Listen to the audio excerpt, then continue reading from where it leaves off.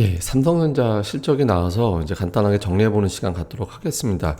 1분기 잠정 실적 나왔는데 매출이 63조 원, 영업이익은 6천억 원 정도 나왔습니다. 시장 전망이 매출 64조 원 정도, 영업이익은 1조 원 정도였거든요. 예상치 하회하는 그런 성적표죠. 그런데 일각에서는 이번에 적자 나올지도 모르거나 겨우 흑자 나는 수준, 그러니까 뭐 한 1, 2천억 정도 나올지도 몰라 이런 전망도 있었거든요. 근데 그거에 비하면은 선방했다 이런 평가가 있는데 사실 더 중요한 게 있었죠. 저는 실적 나올 때 기계적으로 딱 오늘 반드시 설명 자료 나올 거다라고 봤거든요. 그러니까 이제 아마 제가 텔레그램에서는 제가 제일 빨리 전달해 드린 것 같은데 설명 자료 뭐 이런저런 내용들이 있는데 하단에 제일 중요한 게 있었죠. 의미 있는 수준까지 메모리 생산량을 하향 조정 중. 근데 저는 여기서 다른 단어 딱 빼놓고 이 중자가 눈에 딱 들어오더라고요. 이미 감산하고 있구나.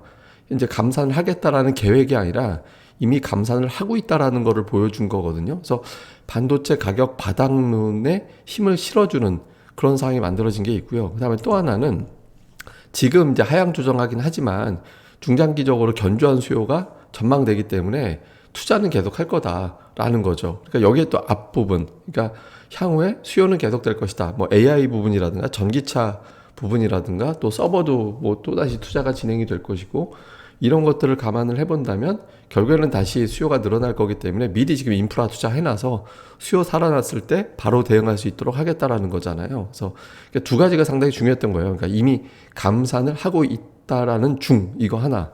그다음에 이제 또 하나는 인프라 투자는 계속 하겠다. 이런 부분들이 이제 반도체 기업들이 좀 반응할 수 있는 그런 포인트가 된 거죠.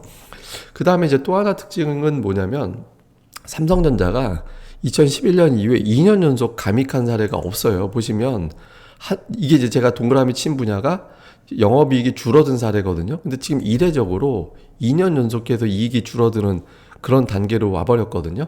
그런데 지금 감산이라든가 이제 이번에 사실 반도체 가격이 떨어진 거는 과잉 생산 문제가 컸잖아요. 코로나 이후에 이제 주문을 과잉 주문이 들어와서 그거에 대비하느라고 투자를 되게 많이 했다가 정작 실제로 10개 필요한데 주문하는 사람이 다 20개 필요해 이렇게 뻥쳐놔가지고 거기에 대응하다가 이제 생산이 좀 과잉된 측면도 있거든요. 그러니까 그런 부분들이 좀 2년 동안 소화가 된 거고 지나가고 나면 이제 내년도부터는 좀 소진이 되겠죠. 근데 어쨌든 삼성전자가 실적이 줄어들었다가 늘어나는 해에는 그 전에 주가가 40% 정도 올라가는 징크스가 있다. 또는 이익이 20% 이상 증가되거나 그러면 주가가 40% 올라간다라고 제가 이제 통계를 말씀드린 적이 있거든요. 이제 그런데 저렇게 이익이 턴에서 40% 올라가는 해의 패턴을 보면 2012년도에 그 다음에 실적이 증가됐는데 주가는 그 전에 올라갔거든요.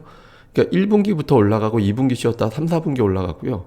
2016년도도 이제 마찬가지입니다. 그때도 보면 그 다음에 실적이 확 올라가는데 그 전에부터 이미 주가는 1, 2, 3, 4분기 다 올라갔었고 그다음에 2019년도 주가가 그 다음에 턴이 됐는데 주가는 1, 2, 3, 4분기 다 올라갔거든요. 근데 지금 보시면 내년도 추정되는 영업이익을 30조 원대 정도 보는데 주가는 이미 한 10% 중반 정도 올라가 있는 상태가 됐죠. 그래서 올해도 아마 과거 패턴 그대로 간다라면 4분기 중에서 최소 3분기 정도는 주가가 올라갈 확률이 일단은 통계상으로는 높아 보이는 대목이죠. 그러니까 요게 이제 하나 또 중요한 거고. 그 다음에 이제 또 하나 중요한 거는 뭐냐면 SK 하이닉스입니다.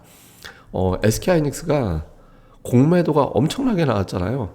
저 하루에 8,300억 원. 예, 그러니까 수량으로는 저 1,000만 주에 달하는 공매도가 나왔거든요. 도대체 저 공매도의 실체가 뭐냐라는 거죠. 근데 좀 추정을 해보면 그때 당시에 공매도에 주고받고 했을 때 공매도 친 사람들이 누구냐면 외국인들이 93%였어요. 그럼 외국인들이 93%라면 추정을 해보면 그 기존 주주들이 아마 해지를 하지 않았을까.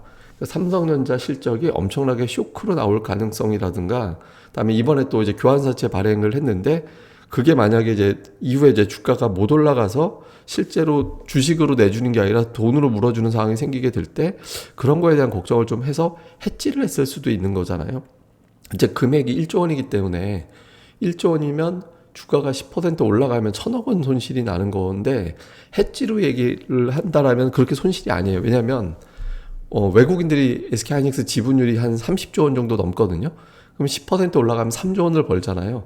3조 원을 벌고 이제 1,000억 원 해지한 걸로 그냥 날리면 되는 거니까 주가 빠졌을 때는 해지한 걸로 어느 정도 보충이 되는 거고 그래서 만약에 그런 의도라면 이번에 공매도가 그렇게 공포스럽지 않을 수도 있는 거죠. 그래서 요 공매도 부분들이 좀 나와서 평균 공매도 가격이 한 84,000원 정도 되거든요. 그래서 지금 이 공매도가 이제 수량이 나온 게 있지만 외국인들이 저렇게 해서 기존 주주 쪽이라면 아마 별 문제가 안 될 거고 그게 아니라 진짜 뭔가 한 방이 있어서 뭐 매도 쪽으로 가닥을 잡는다라면 이후에 어떤 핑계가 돼서 이제 밑으로 한 번 다시 공격이 시작되는 그런 기회가 될 가능성이 있죠. 근데 만약에 지금 대부분 분위기는 좋잖아요. 뭐 감산도 있고 이미 감산이 진행 중이다라는 것도 있고 해서 분위기는 좋은데 만약에 이제 핑계거리가 나온다라면 결국에는 미중 갈등이 될 겁니다. 그러니까 미국과 중국 갈등에서 우리나라 반도체가 끼어 있는 상황이 생기잖아요. 만약에 공매도 쪽으로 공격을 한다라면 저 뉴스를 최대한 부풀려서 우리나라가 중국에서 반도체 영업하기가 굉장히 어려워진다. 그러니까 이런 뉴스가 부각이 되면 이제 저 공매도를 심각하게 때리는 쪽으로 가닥을 잡을 거고 이 뉴스가 불거지지 않는 상태가 된다라면 저거 그냥 단순 했지. 이렇게 되면서 당분간은 감산 쪽의 재료가 또 집중이 되는 그런 형태가 될 가능성이 높다. 이렇게 봐야 될 것 같습니다. 그래서 지금 삼성전자 실적이 나왔고 거기에 따라서 몇 가지 투자 포인트가 있어서 그 내용을 중심으로 제가 이제 설명을 드렸습니다. 이게 사실은 마감 방송이나 이럴 때 브리핑 방송에서 올려드리면 되는데 이거 하나를 좀 자세히 설명드릴 필요가 있는 것 같아서 제가 이걸 별도 방송으로 뽑았고요. 정규 방송에서는 이거보다 좀 심플한 버전으로 설명을 드리고 또 이제 수요라든가 아니면 수급이라든가 이제 뭐 지금 시간에서의 어떤 마이크론 테크놀로지의 반응이라든가 이런 것들도 종합적으로 심플하게 정리해보는 시간을 갖도록 하겠습니다. 그럼 또 오늘 하루 잘 보내시고요. 오늘 긴급 방송 삼성전자 분석 방송은 이렇게 이제 마무리하겠습니다. 이 방송 구독하기 꼭 부탁드리고요. 그리고 좋아요를 많이 해주셔야 이게 알고리즘에 이제 노출이 된다고 합니다. 좋아요까지 꼭 좀 부탁을 드리겠습니다. 감사합니다.